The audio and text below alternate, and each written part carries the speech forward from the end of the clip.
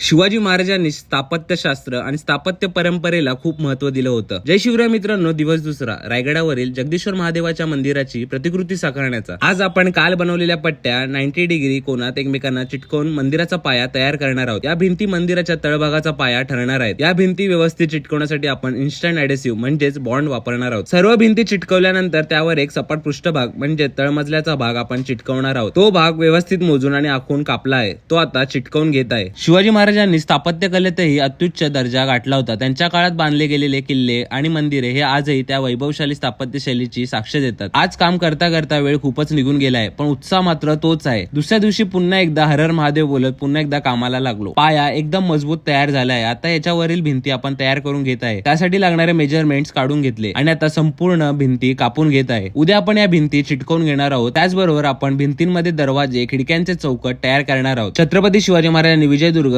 राजगड आणि रायगड यासारख्या किल्ल्याचे बांधकाम सुसंगत, मजबूत आणि नीट केले आहे. त्याचं कारण म्हणजे प्रत्येक ठिकाणी त्यांनी भारतीय वास्तुशास्त्राचे सिद्धांत वापरले आहेत. त्यामुळे मंदिराच्या स्थापत्यशास्त्रात वैदिक विचारांचं प्रतिबिंब स्पष्टपणे जाणवतो. कारण